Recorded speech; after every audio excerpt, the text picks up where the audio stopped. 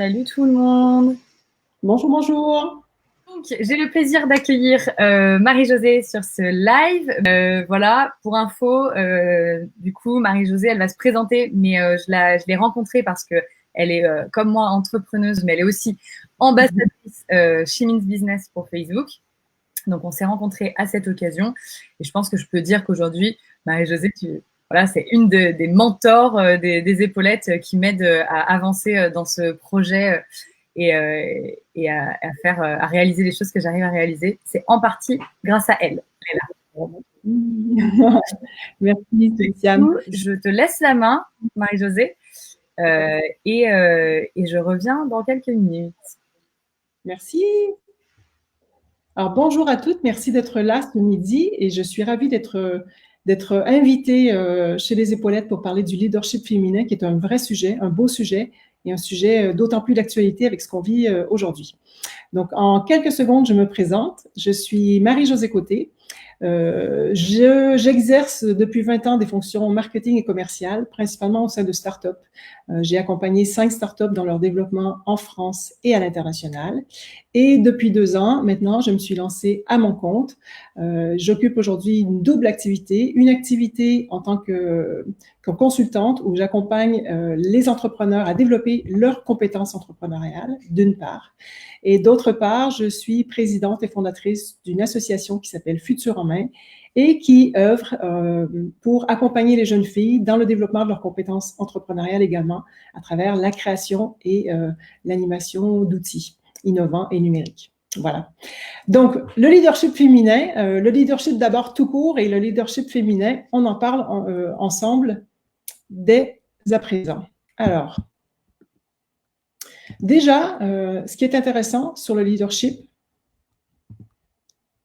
c'est la définition. Qu'est-ce qu'on entend par leadership? Et c'est ce qu'on va voir. Vous allez voir que ma présentation se déroule en 2 temps. Un premier temps où on va se pencher sur qu'est-ce que le leadership et ensuite, comment fait-on pour développer son leadership, notamment lorsque l'on est entrepreneur. N'hésitez pas, si vous avez des questions, comme Céliciane l'a précisé, à poser vos questions et Céliciane interviendra pour qu'on puisse en discuter ensemble.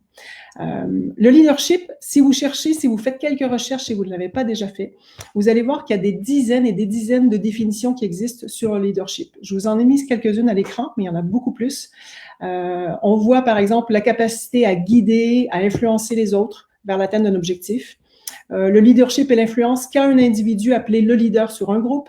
Le leadership peut être aussi défini comme la capacité d'un individu à conduire d'autres individus dans le but d'atteindre un certain nombre d'objectifs. Donc, je vous laisse en jeter un coup d'œil, mais c'est vrai qu'il y a plusieurs définitions. Et une qui me plaît particulièrement, c'est celle du haut, c'est l'art d'inspirer les autres à nous suivre. Donc, dans le leadership, en fait, il y a plusieurs choses. On retrouve déjà la faculté d'un individu à inspirer les autres, à donner envie et à converger tous ensemble vers l'atteinte d'un objectif. Ce leadership, c'est un peu, souvent on a tendance à confondre le leadership avec un statut, avec l'influence et avec des postes de management. Et c'est important de faire la distinction, c'est-à-dire, et le pouvoir. On peut confondre le leadership avec le pouvoir, l'influence et le statut. Ce n'est pas, par exemple, parce que j'ai ma société et que je suis chef d'entreprise que j'ai bien développé mon leadership et que je serai un leader. Ce n'est pas parce que je suis un homme ou une femme politique que je suis aussi un leader. Dans le leadership, il y a plusieurs notions et on va voir un peu ensemble plus en profondeur qu'est-ce que ça comprend. Mais souvent, on a tendance à tout confondre, c'est-à-dire qu'on se dit, on va dire d'un manager qu'il est plus ou moins bon, mais en fait, ce sera peut-être un bon manager, mais ce ne sera pas nécessairement un bon leader. Donc, il est important de distinguer qu'est-ce qui fait un leader, qu'est-ce qui distingue un leader d'un manager, de quelqu'un qui a du pouvoir et de quelqu'un qui a de l'influence. Et on va essayer de décortiquer tout ça un peu ensemble. Donc, déjà, ce qui est important de retenir dans la notion de leadership, il y a plusieurs choses. Je vous ai fait un petit schéma parce que pour moi, quand on reprend un peu tout ce qui se dit, toutes les études, quand on regarde les grands leaders, la première chose qui définit un leader, très souvent, c'est sa vision. Un leader va réussir à amener les gens avec lui à suivre ses idées, à adhérer à ses idées, à contribuer à l'atteinte d'un objectif, déjà parce qu'il aura une vision, comme le capitaine de bateau, par exemple, ou un capitaine d'équipe. Si on n'a pas de vision, si on n'a pas d'objectif, il va être très difficile de convaincre des gens d'aller on ne sait où. Donc, d'abord, ce qui caractérise un leader, c'est sa vision. C'est quelqu'un qui a en tête un objectif bien précis et qui ensuite va mettre des moyens en œuvre pour faire en sorte que les gens adhèrent à son idée, adhèrent à son objectif et que toutes les énergies convergent dans ce sens-là. Donc, pour vous, si vous êtes en création d'entreprise, si vous êtes chef d'entreprise, si vous êtes entrepreneur, si vous êtes manager, l'importance de la vision pour développer votre leadership est primordiale. Si vous n'avez pas une vision claire de votre objectif, de là où vous allez aller et de comment vous voulez y aller, il va être très difficile de faire preuve de leadership et d'amener les gens dans votre sillon et de faire en sorte qu'ils mettent à profit leur talent et leurs compétences pour atteindre cet objectif et donc votre vision. Donc, très important d'être au clair avec votre vision. Il faut travailler sa vision. Le deuxième pilier du leadership, c'est soi. Il est important de bien se connaître et je reviens là-dessus parce que je ne voudrais pas enfoncer des portes déjà ouvertes, mais trop souvent on néglige en tant que leader, en tant qu'entrepreneur, de bien se connaître. Et bien se connaître, ça veut dire plusieurs choses. Ça veut dire déjà identifier toutes ses compétences. Ça ne veut pas dire faire son CV. Son CV, c'est déjà une première étape. Mais il faut d'abord regarder, faire le bilan de toutes vos expériences.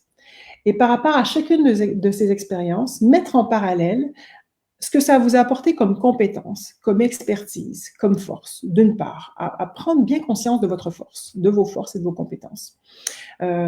Ensuite, de travailler sur soi, c'est aussi une fois que vous avez bien identifié toutes vos forces et du coup, par la même occasion, vos faiblesses, ça vous permet de travailler votre confiance en vous.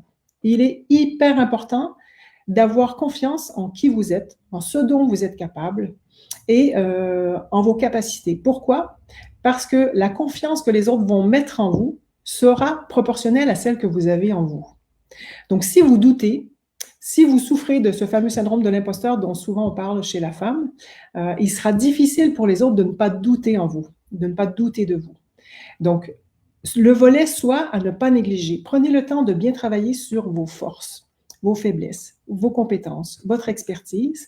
Vous allez avoir une vision beaucoup plus claire de qui vous êtes et sur quoi vous pouvez vous appuyer pour avancer, d'une part. Ensuite, ça va être primordial dans la construction de votre confiance en vous.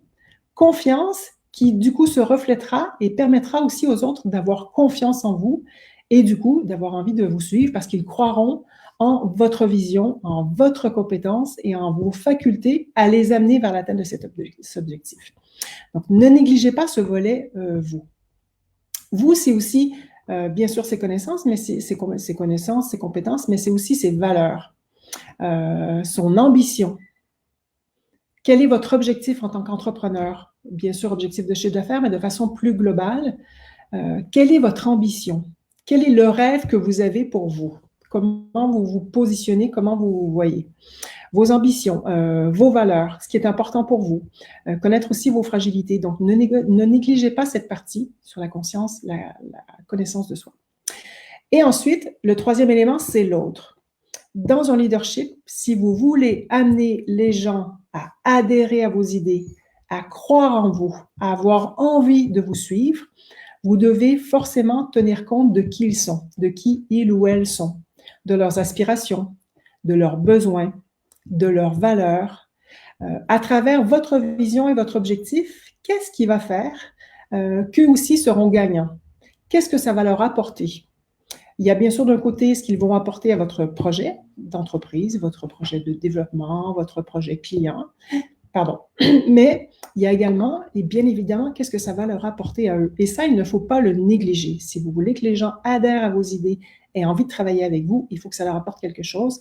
Et là, vous devez faire preuve d'écoute, d'empathie, de curiosité pour découvrir quels sont ces leviers qui vont vous permettre de les faire adhérer à votre projet et comment appuyer sur ces leviers. Très important. Du coup, je vous invite à suivre avec attention le live de Célicia de la semaine prochaine sur le personnel branding, parce que tout ça, bien sûr, va venir enrichir votre démarche. Dans le leadership, une fois que vous avez votre vision, vous avez une connaissance approfondie de qui vous êtes. Vous avez bien travaillé votre confiance en vous. Vous avez travaillé l'autre. Qui est l'autre et quels sont ses leviers et de quelle façon il peut être gagnant de votre projet, comment il peut en ressortir gagnant. Il y a la communication. Si vous essayez de penser, si je vous dis leader, grand leader, femme ou homme d'ailleurs, peu importe, quelles sont les premières images qui vous viennent en tête? À qui vous pensez? Et qu'est-ce qui caractérise ces gens? Et très souvent, c'est la communication. On ne fait pas de grand leader sans grand communicant ou grand communicante. La communication est la clé. Une fois que vous avez votre vision, vous vous connaissez bien, vous avez confiance en vous, vous connaissez l'autre, c'est la communication, toute la facilité et les facultés en termes de communication que vous allez avoir pour justement rendre votre vision, votre objectif clair, utiliser des mots qui vont permettre de donner envie, séduire, donner envie à vos troupes ou aux gens qui vous accompagnent ou à votre banquier ou à votre partenaire de vous suivre. La communication est la clé du leadership, une des grandes clés du leadership. Ce qui nous amène, leadership féminin versus leadership masculin et leadership tout court. Cette parenthèse, elle est importante parce que très souvent, quand on parle de leader, on imagine des hommes. D'ailleurs, on dit le leadership. Le leadership, à la base, est un mot plutôt masculin qu'on a associé à des valeurs masculines et qui est imprégné du masculin. Et tout ça s'explique assez simplement par un contexte, entre autres en France, sociologique. Je ne sais pas si vous avez en tête, mais jusqu'en 1965, la femme en France ne pouvait pas travailler, ne pouvait pas ouvrir un compte en banque, ne pouvait pas acheter de voiture sans avoir la permission, l'aval de son mari. Et donc, à cette époque-là, il n'y a pas si longtemps, on parle de 1965, donc les gens qui faisaient preuve de leadership étaient déjà des hommes. Et donc, le leadership s'est construit à la base sur des valeurs masculines. Aujourd'hui, ça tend à changer pour plein de raisons. On s'aperçoit qu'on est dans une société où les gens ont de plus en plus besoin d'être pris en compte, écoutés. On ne travaille plus nécessairement que pour gagner sa vie, mais on travaille également pour s'épanouir. Et donc, cela fait appel à d'autres qualités, j'ai envie de dire, du leadership et fait en sorte que le leadership a évolué, doit évoluer et continue d'évoluer. Et donc, plusieurs études démontrent, quand on se penche sur le leadership féminin et le leadership masculin, parce qu'on pourrait se demander, est-ce qu'il y a des différences entre les deux? Oui, il y a des différences, les études le démontrent. Je ne vais pas entrer dans le détail parce que ce n'est pas la partie la plus intéressante à mon sens, mais gardez en tête que le leadership est effectivement, à la base, on a une image plutôt négative, pas négative, lapsus, mais plutôt une image masculine du leadership, et qu'en fait, les femmes le leadership déjà n'est pas inné, ça se travaille, ça se développe. C'est une fausse idée de croire que le leadership est inné et donc il est accessible à tous. Et qu'aujourd'hui, le leadership, ce qui permet aux gens, ce qui donne envie aux gens d'adhérer à une cause, d'aller, de travailler, de mettre en œuvre leurs énergies pour atteindre une vision, s'appuie beaucoup plus sur des valeurs de leadership, je dirais, féminin que des valeurs de leadership masculin. Et donc, qu'est-ce qui différencie le leadership masculin du leadership féminin? Entre autres, il y a l'intelligence émotionnelle, dont font preuve les femmes de manière plus naturelle, hein, j'ai envie de dire, de par leur fonction sociale. L'empathie, l'écoute. Très souvent, les femmes vont avoir un objectif de victoire collective, d'atteinte d'un objectif de manière collective. Elles vont travailler en équipe. L'homme est plutôt souvent il imagine le succès comme étant plutôt un succès personnel, un succès lié à sa carrière, un succès lié à son évolution. La femme va axer plus également sur un équilibre au niveau de son leadership, permettre à tous et chacun d'avoir un équilibre vie pro, vie perso, mieux imaginé, mieux pensé, mieux conçu. C'est quelque chose qu'on retrouve moins dans le leadership masculin. Donc, il y a des vraies différences entre le leadership masculin et féminin, mais ce que j'ai envie que vous gardiez en tête, c'est surtout qu'aujourd'hui, on va vers un monde et une société qui a de plus en plus besoin d'un leadership qui fait preuve d'intelligence émotionnelle, d'empathie, d'écoute, et donc la femme a toute sa place à prendre et surtout tout son leadership à développer. Pour développer son leadership, puisque c'est pas inné, il y a d'abord et avant tout une question de mindset. Et pour moi, ça, c'est un des critères importants. Tout au long de ma carrière, j'ai rencontré des femmes à différentes fonctions, différents niveaux, dans différents événements, à différentes occasions. J'ai envie de dire que presque toutes les femmes que j'ai rencontrées ont toujours eu un leadership presque naturel. Ce qui fait la différence entre une femme qui est reconnue pour son leadership et une qui pense ne pas avoir de leadership ou qui n'exerce pas son leadership, c'est dans un premier temps l'état d'esprit, la prise de conscience de son leadership et ce qu'on en fait, comment on le montre et comment on l'utilise. Et là, la question du mindset, donc de l'état d'esprit, est hyper important. Là-dessus, j'ai mis les liens dans les ressources un peu plus bas. Je vous invite fortement à aller voir, écouter ou lire Carol Dweck qui a écrit là-dessus et qui a fait des études sur le mindset. Et globalement, on peut distinguer deux états d'esprit. Et je vous invite là à prendre quelques secondes pour réfléchir à où vous vous situez là-dedans. Donc, il y a un état d'esprit qu'on appelle un état d'esprit en développement, en croissance, un état d'esprit fixe. L'idée, c'est de dire, lorsque j'ai un état d'esprit fixe, j'imagine globalement que les gens qui sont bons le sont de manière innée. Les gens qui sont bons en sport, ils ont toujours été bons en sport. Ils ont une constitution physique qui fait qu'ils ne peuvent être qu'autre chose que bons en sport. Les gens qui sont des scientifiques reconnus sont forcément des gens qui étaient des tronches en maths et qui ont eu de la facilité en maths. Donc là, on est dans un état d'esprit fixe où globalement, on va s'imaginer que on a le potentiel ou on l'a pas, que si on l'a pas, ben, c'est tout bad, il faut passer à autre chose. L'état d'esprit de développement, c'est plutôt de se dire, à chaque fois que je rencontre une difficulté, quelque chose qui me fait sortir de ma zone de confort, j'entre en zone d'apprentissage. Et donc, globalement, je peux tout apprendre. Et dès que j'apprends, j'augmente ma zone de confort, je stimule mes neurones, je gagne en flexibilité, en agilité, et je peux me développer. Et dans ce sens-là, lorsqu'on a un état d'esprit en développement, on peut dire qu'on a un potentiel de développement qui est infini.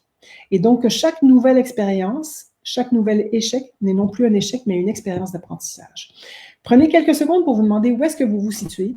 Si vous vous trouvez face à un banquier réticent, si vous êtes face à un problème technique, si vous rencontrez une difficulté dans le développement de vos affaires, dans la gestion d'un client, dans le développement de vos produits, comment vous réagissez? Est-ce que vous vous dites, zut, j'ai mal géré, j'ai vraiment pas été bonne là-dessus et faut que j'aille m'entourer des bonnes compétences? Ou vous dites, ah, là, il y a quelque chose à creuser, quelque chose d'intéressant, il y a un obstacle, mais on va tout mettre en œuvre pour trouver la solution et essayer de grandir dans cette épreuve.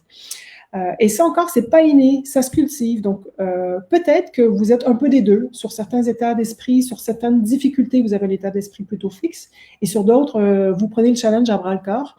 L'objectif, c'est de dire, eh bien, faire un vrai travail sur vous pour vraiment adopter dans presque toutes les situations un état d'esprit en développement et vous mettre dans la dynamique de chaque épreuve, chaque difficulté, chaque échec ou demi-succès devient une occasion de plus d'apprendre, de m'améliorer, de devenir meilleur. Donc, l'état d'esprit à cultiver qui fait les vrais leaders et globalement, c'est aussi ce qui leur permet de ne pas se décourager et d'aller toujours plus loin et de devenir toujours meilleur. Je vous ai montré cette image que j'aime beaucoup aussi, que vous allez voir dans la vidéo de Carol Dweck. Les études ont démontré, là, vous avez des images de deux cerveaux. À gauche, en vert, un cerveau qui est plutôt sur un état d'esprit fixe et à droite, un cerveau qui est plutôt un état d'esprit en développement.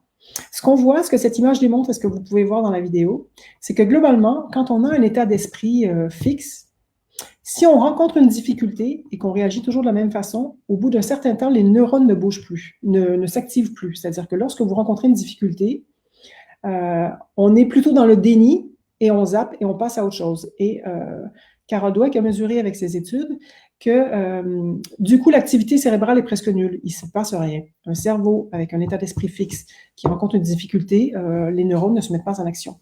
A contrario, c'est l'image de droite, un cerveau qui est plutôt sur un état d'esprit en croissance et en développement, dès qu'il rencontre une difficulté, tous les neurones se mettent en action et donc vont permettre une activité cérébrale qui va aboutir à une recherche de solutions. Donc, ne négligez pas votre état d'esprit. Développer ce leadership, par quoi ça commence? J'ai envie de vous dire, on ne devient pas leader du jour au lendemain, même si tout à votre niveau, je suis persuadée que vous avez des vraies compétences, vous faites preuve de leadership à plein de moments, plein d'endroits, avec plein d'occasions différentes dans vos vies. Si vous voulez vraiment le développer dans le cadre de vos affaires, commencez par la base. La base, c'est la connaissance de soi. Reprenez du temps pour bien mettre à plat qui vous êtes, vos forces, vos compétences, votre ambition, vos points faibles également, vos axes d'amélioration, ce sur quoi vous devez travailler, vos valeurs. Donc, prenez ce temps précieux pour bien vous questionner sur globalement où vous en êtes. Et la connaissance de soi, on ne la fait pas à un moment X. Si vous avez fait votre CV il y a 5 ans et que vous n'avez plus rien fait depuis, ce n'est pas satisfaisant, ce n'est pas suffisant. La connaissance de soi, on évolue chaque mois, chaque semaine, chaque année. Vous traversez des épreuves, vous relevez des challenges. Donc, vous devez vous accorder de manière régulière un temps d'introspection où vous faites le point sur où vous en êtes aujourd'hui, qui vous êtes aujourd'hui, quelles sont vos forces, comment elles ont évolué et qu'est-ce qui vous reste à travailler et à acquérir comme compétences. Donc, le premier socle, la connaissance de soi. Prenez du temps pour bien vous connaître. Le deuxième socle, c'est la vision. Une fois qu'on se connaît bien et que du coup, on a aussi développé, on a plus confiance en qui on est et nos capacités, parce qu'on sait justement quelles sont nos forces, il faut être clair avec votre vision. Si vous ne savez toujours pas, vous n'avez pas défini encore votre positionnement, vous êtes en train d'effectuer un pivot en termes de produits et que du coup, votre vision est floue, prenez le temps de vous arrêter et de la préciser, cette vision, de la clarifier. Plus votre vision sera claire, plus il sera simple pour vous et évident de la communiquer à votre banquier, à votre avocat, à un client, à un candidat potentiel que vous souhaitez recruter. Plus votre vision sera claire, plus elle sera facile à atteindre. Donc, on apprend à bien se connaître et à mettre à jour sa connaissance de soi. Vérifiez qu'on est au clair avec sa vision. Une fois que c'est fait, là, vous suivez Céliciane la semaine prochaine et vous allez travailler sur le marketing, votre marketing personnel, votre personnel branding. Ce n'est pas tout d'être compétent, d'avoir des forces. Il faut savoir les communiquer. Il faut les faire voir, les faire savoir. Donc, ce qui veut dire qu'une fois que vous les avez identifiés, mettez à jour votre profil LinkedIn de manière régulière. Faites bien ressortir votre expérience, les défis que vous avez relevés, de quoi vous êtes capable. Parlez-en autour de vous. Ne négligez pas cette partie. C'est toute la confiance que vous allez dégager en vous, cette confiance et la confiance que les autres vont ressentir à vous côtoyer et à vous écouter sera renforcée par le fait que vous mettrez bien en lumière pourquoi ils doivent vous faire confiance et pourquoi ils peuvent s'appuyer sur vous et vous suivre. Donc, le marketing de soi, très important. Une fois que vous avez fait tout ça, là, vous pouvez travailler votre posture. Beaucoup de gens, j'ai très souvent entendu des femmes me dire ou entendre de femmes qu'elles sont de vrais leaderships au sein de leurs équipes ou dans leur famille, ou dans leur milieu associatif, que ce sont des femmes qui ont une vraie énergie positive, qui font grandir les autres, qui les amènent avec elles vers l'atteinte d'un objectif, d'un projet. Et puis lorsqu'elles se retrouvent dans un contexte politique, en entreprise, elles ne sont pas reconnues pour leur leadership. Tout simplement, très souvent, parce qu'elles ne l'ont pas montré, ce leadership, elles ne l'ont pas fait connaître, elles ne l'ont pas exprimé. Donc, une fois que vous vous connaissez bien, il faut travailler votre posture. Commencez dès à présent, quand vous êtes prête, bien sûr, à exprimer ce leadership, à le montrer, à en faire preuve en dehors. Et c'est pour ça que j'avais un peu taquiné sur les mots que j'avais utilisés sur Facebook en disant sortez votre leadership de la maison. Sortez votre leadership de votre petite entreprise, sortez votre leadership de votre association et faites-le voir au grand jour. Et ensuite, une fois que ça s'est fait, vous pouvez travailler votre influence en travaillant, en suivant des formations, des ateliers ou en allant avoir un coach qui va vous aider à travailler la prise de parole en public, votre pitch. Tous ces éléments se travaillent, s'apprennent et c'est pas très compliqué. Par contre, ils seront d'autant plus efficaces que vous aurez fait tous les paliers précédents, c'est-à-dire si vous vous connaissez bien, votre vision est claire, vous avez bien travaillé sur votre marketing personnel, votre posture. Une fois tout ça accompli, là, je vous invite à travailler votre influence en travaillant votre prise de parole et la prise de parole en public et votre pitch. Pour terminer, donc quelques ressources. Un exercice, mais je pense qu'on vous en donnera, je le mettrai plus au clair dans la présentation, mais un exercice déjà pour démarrer. Vous voyez deux graphiques à gauche, votre zone, donc qui représente votre zone de confort, votre zone d'apprentissage et votre zone de panique. Moins on travaille, moins on sort de sa zone de confort, plus la zone de panique est importante. Donc, un des exercices que je vous propose, là, à très court terme, réfléchissez aux challenges qui sont les vôtres. Mettez d'un côté ce que vous retrouvez dans votre zone de confort, là où vous êtes à l'aise. Ce qui, selon vous, doit faire partie de votre zone d'apprentissage et tous les éléments, les connaissances, les compétences que vous devez vite acquérir pour mener à bien le projet que vous avez en tête ou à court et moyen terme. Et puis, votre zone de panique. L'objectif étant que petit à petit, votre zone de confort s'élargisse, que votre zone d'apprentissage également s'amoindrisse et que votre zone de panique prenne de moins en moins de place. Donc, si vous avez là, à très courte échéance, un challenge, un défi, un projet sur lequel vous sentez, vous avez des zones d'inconfort, prenez 2 minutes pour mettre dans la zone de confort tout ce qui fait que vous êtes à l'aise avec certains aspects de ce projet aujourd'hui. Dans la zone d'apprentissage, ce que vous devez vite acquérir comme compétence pour être encore plus à l'aise et donc permettre à votre zone de confort de s'étendre.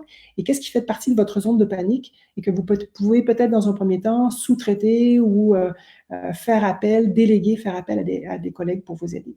Et n'hésitez pas à utiliser cet exercice de manière régulière pour augmenter votre zone de confort, bien maîtriser votre zone d'apprentissage et réduire votre zone de panique. En terminant, quelques ressources que je vous conseille fortement. Vous l'avez compris, Carol Dweck, je suis fan. J'aime beaucoup cette idée de mindset et je pense qu'il est important de maîtriser, de travailler sur son mindset. Carol Dweck, vous allez la retrouver en livre, vous allez la retrouver sur des vidéos très pertinentes sur YouTube et courts. Hein, et vraiment, ils font 10 minutes. Donc, j'ai presque fini, Céline. J'arrive.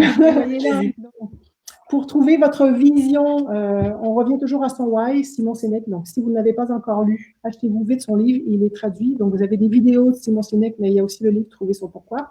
Donc, n'hésitez pas à l'acheter et le lire pour vous mettre au clair avec votre vision si vous en avez besoin. Et un deuxième livre, j'en ai pas parlé, mais une autre femme que j'aime beaucoup, Linda Badcock, qui existe en livre, mais également en vidéo. Linda Badcock s'est penchée sur le fait à essayer de comprendre pourquoi les femmes obtenaient notamment moins de promotions, moins d'augmentation de salaire. Et globalement, c'est parce que les femmes ne demandent pas. Donc, Linda Badcock, elle va vous apprendre à demander, à négocier et du coup, à faire preuve de leadership avec des outils très concrets pour amener les gens, poser, formuler vos demandes et faire en sorte que vos équipes adhèrent et aillent dans ce sens. Voilà. Merci. C'est hyper intéressant. On a une question sur les états d'esprit. Est-ce qu'on est forcément l'un ou l'autre ou est-ce qu'on peut avoir l'un des deux en fonction des situations? Comment ça se passe? Non, j'espère que vous n'êtes pas… si vous êtes tout l'un et que vous êtes mindset, sur le gros mindset, l'état d'esprit développement, c'est super. Non, très souvent, on est un peu des deux. Ce qui est important de cerner dans votre vie, c'est vers lequel vous tendez le plus régulièrement. Est-ce que c'est le fixe? Et si c'est le fixe, vite travaillez-le.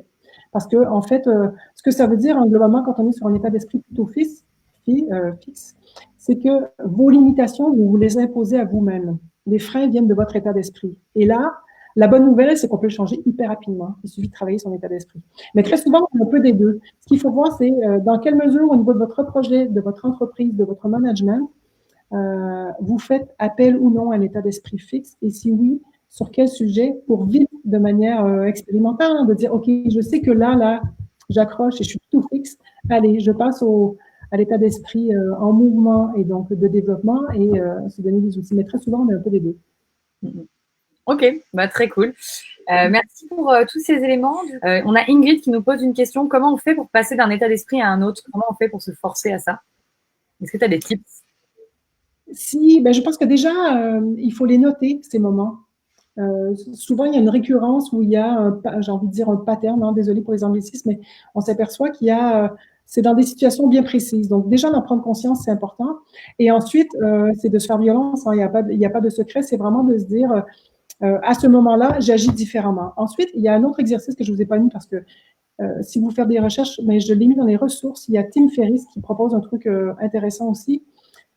On a chacun nos leviers et on fonctionne différemment. Donc, il y a des gens qui vont se dire, bon, OK, là, je l'ai identifié, je m'y mets, je travaille et maintenant, je relève le challenge. Et donc, comment je peux résoudre cette difficulté? Il y a des gens qui sont plus submergés par l'angoisse et l'angoisse peut prendre une place tellement importante qu'on finit par être bloqué. Et donc, il y a Tim Ferriss que j'ai mis dans les ressources qui propose un exercice intéressant qui est de dire, imaginez si vous devez lancer un nouveau produit. Vous devez acheter une voiture dans le cadre de votre business pour pouvoir vous déplacer. Vous avez un investissement à faire important et vous êtes morte de peur.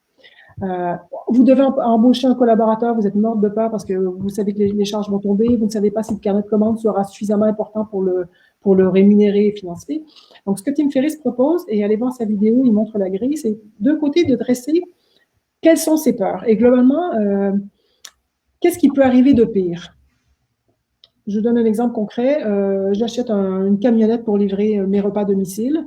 C'est une camionnette réfrigérée et du coup, ça représente, je vous dis n'importe quoi, mais une somme de 20 000 €. Et donc, j'ai pas cette trésorerie. Et au pire, je sais que d'ici 6 mois, le pire qui peut arriver, c'est que je mette la clé sous la porte ou qu'on me saisisse le camion. OK, ça, c'est la version pire. Mais c'est ça qui m'angoisse le plus. Donc, qu'est-ce qui peut arriver de pire dans une colonne à gauche? Et ensuite, au milieu, vous dites, d'accord, qu'est-ce que je peux faire pour éviter ça? Quelles sont les étapes que je peux faire pour essayer d'éviter ça? Et au pire, si jamais ça se produit, qu'est-ce que je fais? Donc, l'idée, c'est vraiment de se dire, je vais au bout de mes peurs, je les identifie, mes peurs déjà, et je vais au bout de celles-ci en imaginant le pire. Et du coup, je me rassure quelque part en me disant, OK, le pire, je vais le voir arriver, il va se produire déjà ça, et si ça se produit, voilà ce que je peux mettre en œuvre. Et si jamais je vais au bout du pire, ben, je sais que je pourrais toujours aller vivre chez ma mère, ou je pourrais vendre un tableau ou une bague que j'ai hérité de ma grand-mère qui pourra financer. C'est de se sécuriser en imaginant le pire, en identifiant bien ses peurs, en imaginant le pire et en se mettant dans un état d'esprit où déjà on va vers du gros mindset puisqu'on imagine des solutions. Ouais. Donc, il y a plein d'outils qui nous permettent de travailler ça. Mais l'objectif, c'est vraiment de ne pas rester sur ses peurs et de ne pas les nier non plus. Il ne faut pas les nier, être dans le déni, parce que si vous fermez les yeux, ça reviendra à vitesse grand V, ça sera toujours un frein. Donc, il vaut mieux les regarder dans les yeux et attaquer. Et puis se rendre compte que du coup, ça permet aussi de démystifier ses peurs et de se rendre compte qu'en fait, finalement, le risque, il est finalement pas si grand et qu'il y a plus à gagner qu'à perdre. Donc, souvent, ça vaut le coup de se lancer et d'essayer, quoi. Oui. Et puis, j'ai envie de dire aussi, une des façons, ça peut être parce que très souvent, quand on veut franchir des étapes importantes ou voilà, quand on est entrepreneur, on imagine souvent les projets comme étant une montagne et on se dit comment je vais faire pour attaquer la montagne. Si vous percevez votre projet, votre défi, le challenge actuel comme une montagne, c'est peut-être qu'il est un peu trop gros.